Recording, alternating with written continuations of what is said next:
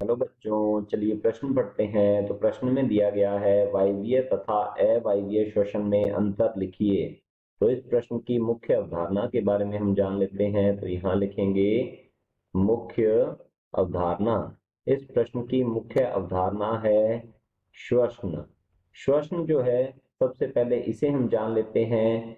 श्वसन एक ऐसी उपापचयी क्रिया है। तो लिखते हैं श्वसन ऐसी ऐसी उपापचयी ऐसी उपापचयी क्रिया है जिसमें जिसमें श्वसनी क्रियाधारों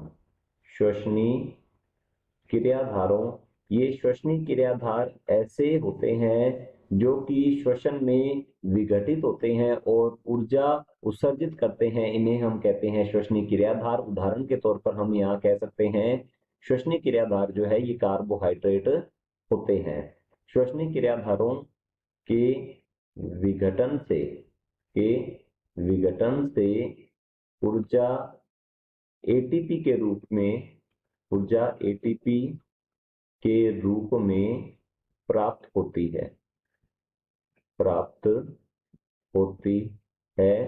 इस उपापचयी क्रिया को हम कहते हैं श्वसन। अब श्वसन जो है यह मुख्यतः दो प्रकार का है, वायवीय तथा अवायवीय श्वसन। तो हम यहाँ लिखते हैं वायवीय श्वसन और दूसरी ओर लिखेंगे अवायवीय अवायवीय श्वसन।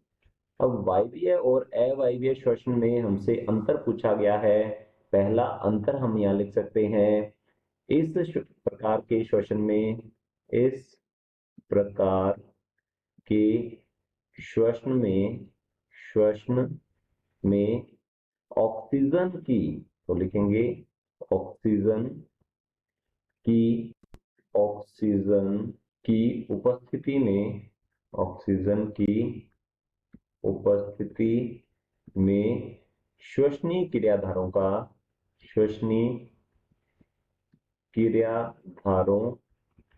का विघटन होता है श्वसनीय क्रियाधारों का विघटन होता है। और दूसरी ओर अवायवीय श्वसन में यदि देखा जाए तो यहाँ पर अवायवीय श्वसन में श्वसनीय क्रियाधारों का विघटन ऑक्सीजन की अनुपस्थिति में होता है। तो यहाँ लिख सकते हैं इसमें श्वसनीय क्रियाधारों का विघटन ऑक्सीजन की अनुपस्थिति में। तो लिखेंगे यहाँ पर ऑक्सीजन की अनुपस्थिति में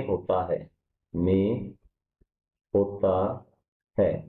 तो यहाँ तो हो रहा है ऑक्सीजन की उपस्थिति में, जबकि अवायवीय श्वसन में होता है ऑक्सीजन की अनुपस्थिति में। दूसरा हम यहाँ पर लिख सकते हैं कि वायवीय श्वसन में श्वसनीय क्रियाधारों का पूर्ण विघटन होता है। तो यहाँ लिखते हैं इस श्वसन में श्वसनीय क्रियाधारों का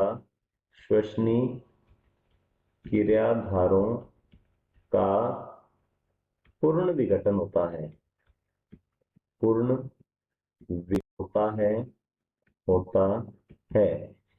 और यदि बात की जाए अवायवीय श्वसन की तो इसमें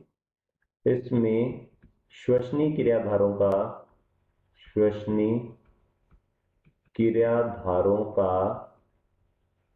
पूर्ण विघटन नहीं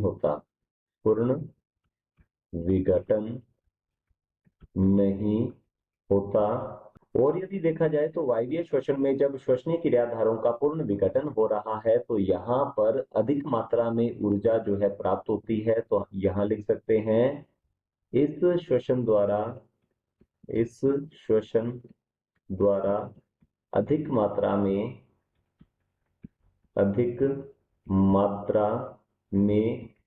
ऊर्जा प्राप्त होती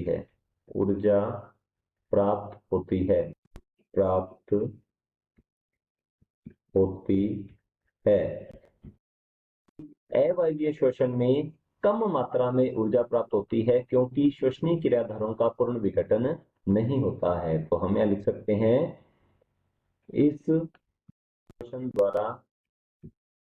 शोषण द्वारा अत्यधिक कम मात्रा में, अत्यधिक कम मात्रा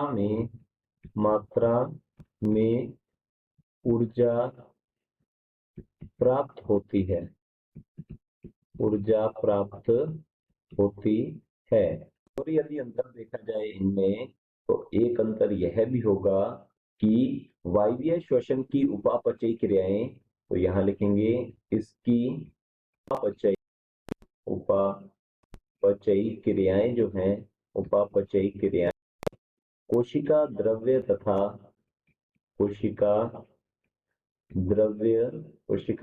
तथा माइटोकॉन्ड्रिया, अधिकतर इसकी जो उपापचयी क्रियाएं हैं ये माइटोकॉन्ड्रिया में संपन्न होती हैं, तो लिखेंगे माइटोकॉन्ड्रिया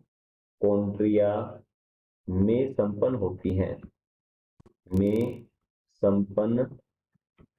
होती हैं, और यदि बात की जाए अवायवीय श्वसन की, तो इसकी उपापचयी क्रियाएं जो हैं, इसकी उपापचयी क्रियाएं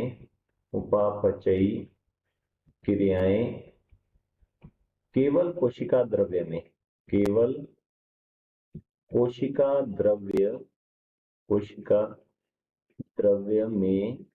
संपन्न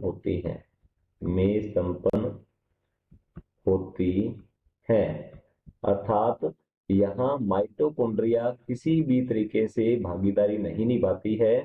तो ये है हमारे अंतर वायवीय और अवायवीय श्वसन में, जैसा कि पूछा गया है प्रश्न में, वायवीय तथा अवायवीय श्वसन में अंतर लिखिए।